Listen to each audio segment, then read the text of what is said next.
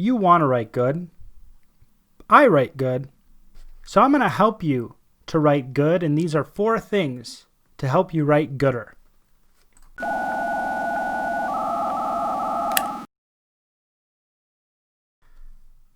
Welcome to How to Write Good. I am your host, Daniel Poppie. You can find out more about me at danielpoppie.com. If it is your first time here, How to Write Good is a writing podcast that seeks to find principles and advice that can be applied across a broad range of writing situations.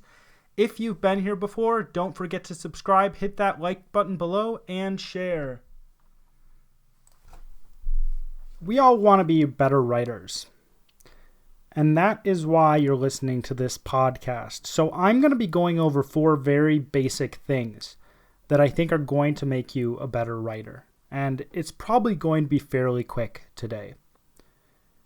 So the first thing that is going to make you a better writer is something you've probably heard when they're asked, how do I be a better writer? Or how do I become a better writer? The first thing to do is to read.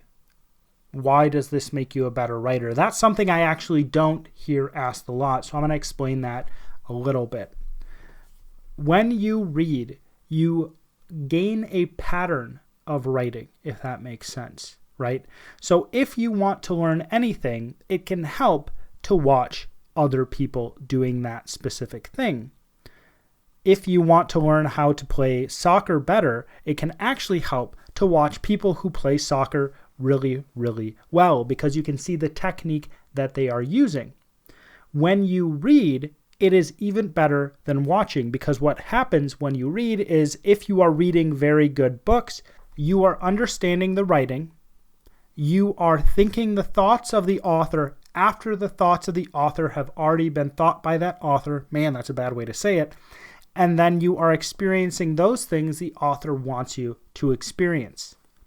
So with anything you want to learn, what happens in your brain is there are connections that happen. There are pathways that are created. I've talked about this before. If you want to create a pathway through a forest, all you need to do is walk the specific route through that forest every single day for like a year. And at the end of that year, you'll probably get a nice path beaten down where you walked. It is kind of the same thing for writing or learning anything actually. If you want to learn that thing, you practice, and then there are pathways within your brain that get stronger and stronger and stronger, and your brain gets more and more used to using those pathways, and then you become better at that specific thing. Reading is a fun way to actually learn how to write better. It's not going to get you to be an excellent writer. There's more than just reading, but this is one big facet because you are taking in how another person is writing and your brain still needs to activate. Your brain still needs to send signals down certain pathways. And what that's going to do is it's going to help you recognize good writing from bad more easily. So the more you read, the more your brain activates in those specific ways. Your brain gets used to that pattern of writing. Your brain gets used to what it is to write. It's kind of like when you play an instrument, if you've ever done that. If you don't play an instrument, it is harder to pick out specific notes. If you do play that instrument, you can pick out those notes much more easily.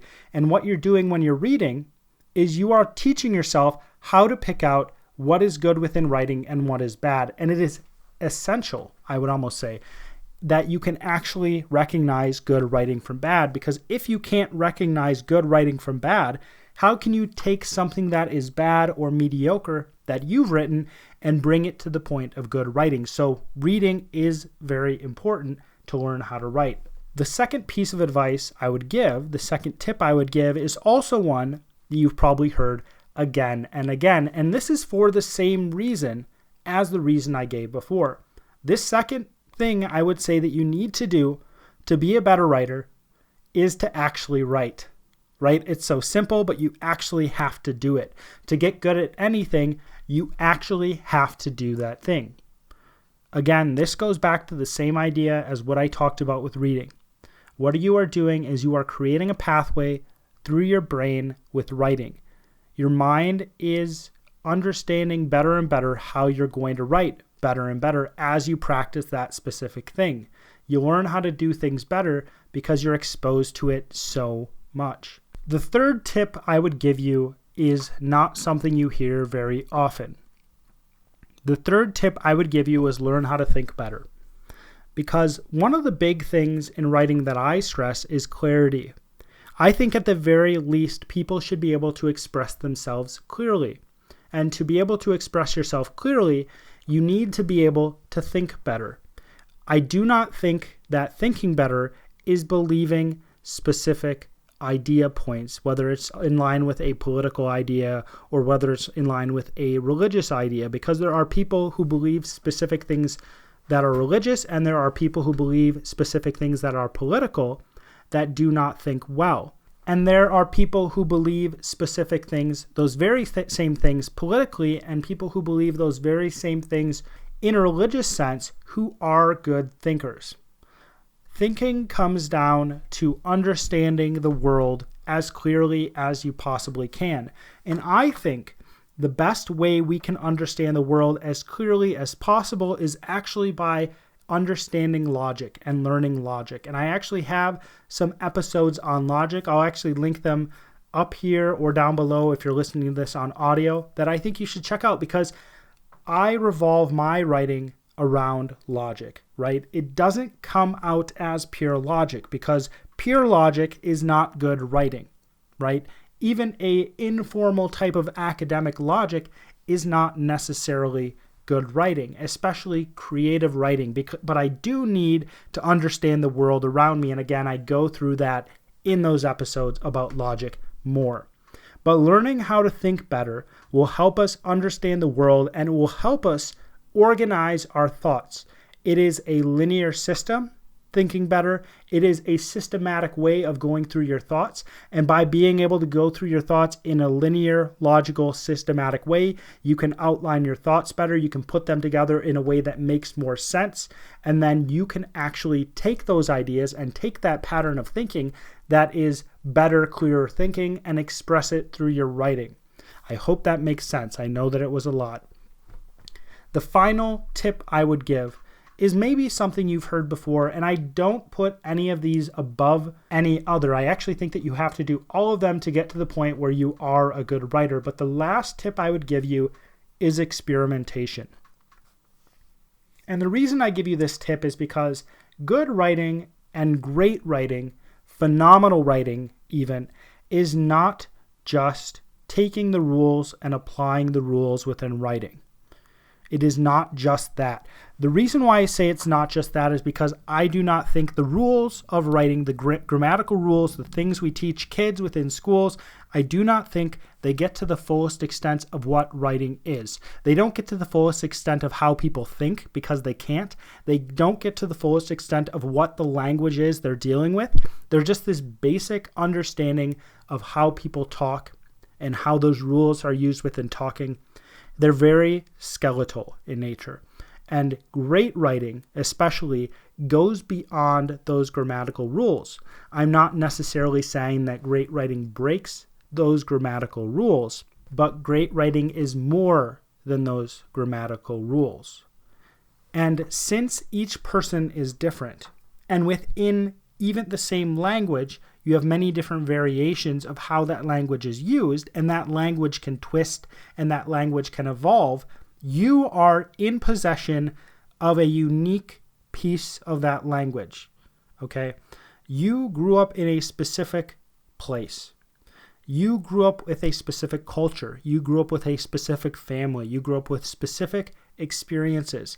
And because of that specific family and culture and experiences, you learned that language in a very unique and specific way, right? So you are going to express that language the best you're able to in a way that is wholly unique. The way in which you express yourself through that language might have features similar to your family or your culture, etc., but it is going to be different than everybody else around you. This is where the idea of the voice of the author comes in. If you read great authors, they each sound different, but they are all still good. They're all attaining greatness, but they are not doing it in the same way. And I do not think you can be a great writer if you do not experiment with the writing. And it might be horrible experimentation, right? You might write something that's horrible, but at least you tried it. You might try different variations of words.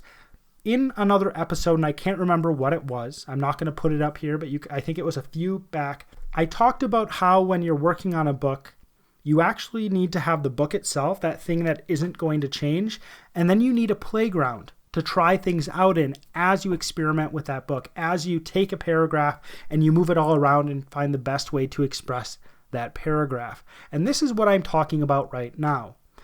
It isn't necessarily unstructured experimentation, but I think that attaining great writing requires some sort of experimentation. And I think that attaining great art in any capacity requires some sort of experimentation. It doesn't mean that all your experiments are going to be great art, but if you don't experiment, if you don't try all the different possibilities, then you might miss out on one of those possibilities that is going to get you to be great in that area. And that's what I mean by experimentation. So again, I don't elevate one of these above the other. I think this is the core of what you need to do if you want to become a good writer.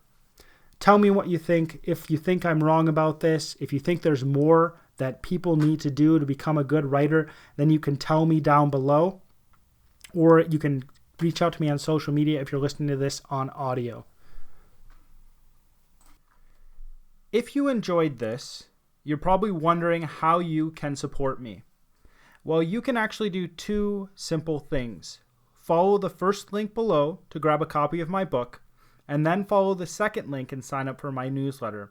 It's that simple. Those two things will mean the world to me and give me more time to write books and create content for you. As always, my name is Daniel Poppie, and this is How to Write Good.